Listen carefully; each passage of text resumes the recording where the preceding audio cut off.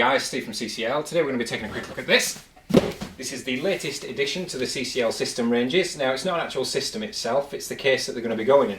So it's a CCL case built in conjunction with Corsair that you're going to start seeing on our professional gaming systems and our workstation machines as well. So like I say, it's CCL branded, got CCL logo there, got lots of cool features on it. So let's move the camera, look at the box and see what you get.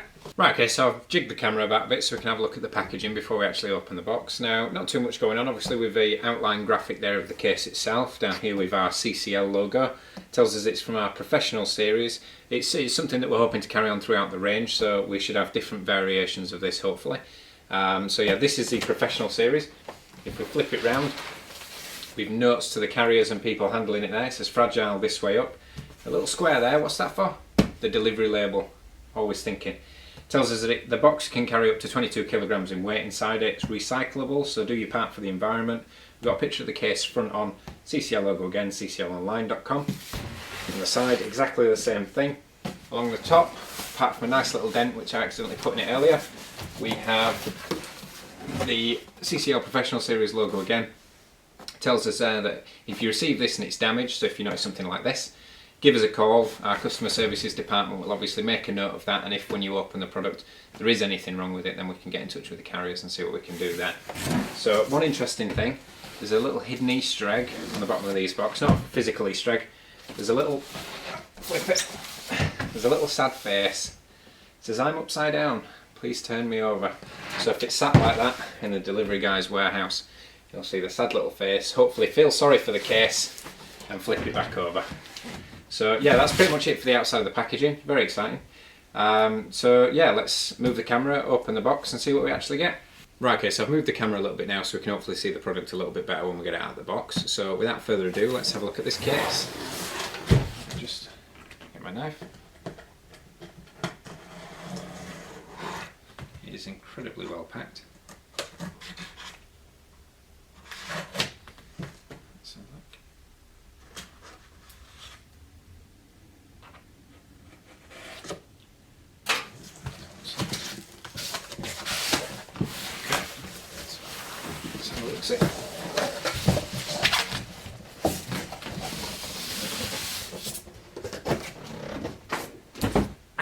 Static shock. If you've seen my previous videos, you'll know I'm absolutely terrified of getting static shocks off cases, and I just got one then. Right, okay. The show must go on, as people say.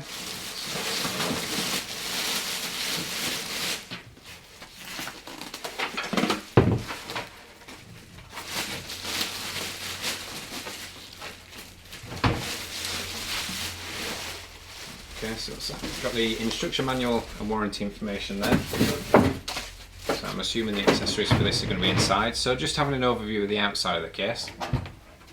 We've got our USB 3 ports there, two USB 3 ports. We've got a headphone and microphone socket. We've got our power and reset switch, which feel like actually high quality switches on there. They feel like they'd last you for a while. We've got the CCL logo and website on the bottom there, so CCL, www.cclonline.com. Looking at the side, so there's plenty of room there to mount some big fans or mount a 240mm radiator if you wanted to. So we've got plenty of space there. Same on the top, again, plenty of ventilation, so if you want to go mounting either some 140mm fans or some 120mm fans, plenty of room on there. Got these built-in rubber washers for vibration dampening, so once you screw your case fans in, you shouldn't get any vibration noise through the case or anything like that. Looking around the rear, you can see with plenty of expandability, got a 120mm fan there, room for your power supply, some additional ventilation for your graphics cards and whatnot. If we flip it on the front and have a look at the base of it, we can see that we've got, again, room for some pretty big fans, and we've also got a fan filter. So if you've got a downward facing power supply, you don't have to worry about that sucking any dust up. These little lips here are for the hard drive cage, which I believe is removable, but you might have to drill the rivets out to get it out. So let's take the sides off. Have a look at both sides, obviously, because you're going to be hiding your cables behind this side, so you want to make sure that there's plenty of room on there to make it friendly for cable management.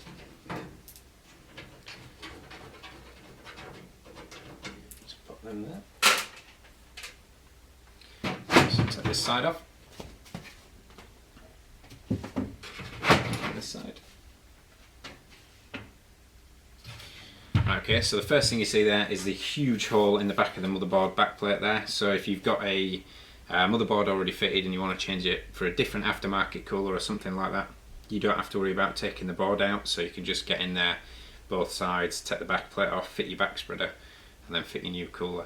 Obviously you see some cases where the manufacturers have tried to execute something like this, but the hole's just too small or it's offset too far to one side. So you take the side panel off, you see the back of your motherboard, and you can only see one half of the actual motherboard, the back of the CPU socket, which makes it absolutely useless. So we've got plenty of holes here for routing cable management as well. Plenty of little lips, so if you want to tie wrap all your cables out of the way, they're down the sides here and you can do so. Now looking at the actual gap on between the actual back plate and where the side panel goes, I'm not sure if you can see that, but you're going to get a fair amount of space in there. If anything, I'd say your 24-pin power cable, looking at how thick those are in the sleeve, that should fit in there perfectly fine. So moving around to this side so we can see everything that's going on inside. We've got a quick release toolless option there for mounting your optical drives. So there's a little retaining pin inside, you slide that in, lift this up, fit your optical drive, that'll click in place. Similar principle here for the hard drives. We've got a little retaining clip on the side. In fact, that's holding the accessory box in. So if you lift that clip up, that just slides out, and obviously you get your accessories out. So let's see what we get with this. We get some tie wraps, more tie wraps. We get some motherboard screws. So we've got screws for the motherboard there. We've got some long screws there. I'm assuming they're probably going to be for mounting a fan, something like that. So we've got some accessory screws, so for your optical drive and your hard drives. And we've got some beefy coarse threaded fan screws there with some spare rubber grommets. So obviously pretty much all the way around the case it's already got the rubber grommets where you might need them, other than the base. So they're probably for the base. If you want to fit a fan in there, you can go for that. So they're the accessories. We'll move that to one side. So as I said, plenty of cable management there, lots of options, plenty of ventilation. So if you have a look at the front panel connectors, we've got our front panel audio, which is sleeved all the way up to the end of the plug, so only a few colours showing there.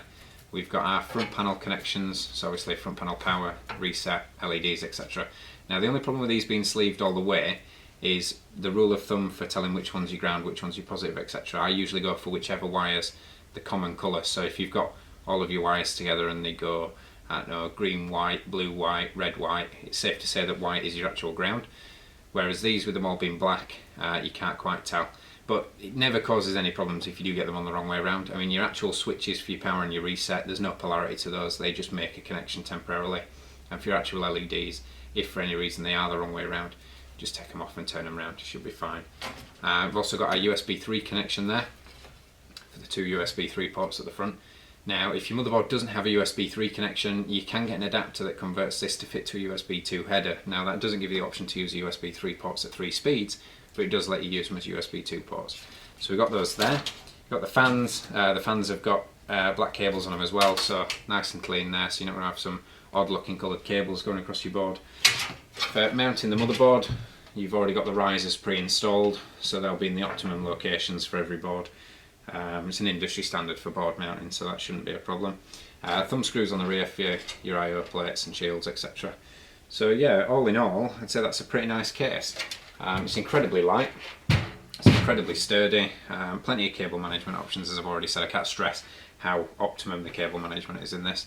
So yeah, if you're getting one of our high-end gaming systems or one of our professional workstations, then it should be coming in one of these cases. Most systems have got this set as the default case. If they haven't, if you click the customise button on the website, it will let you choose this case. We do also do this case on its own, so you can get that. I'll post a link to that in the description below. So yeah, that's pretty much it for this case. If you can rate, comment and subscribe. My name's Steve. Thanks for watching.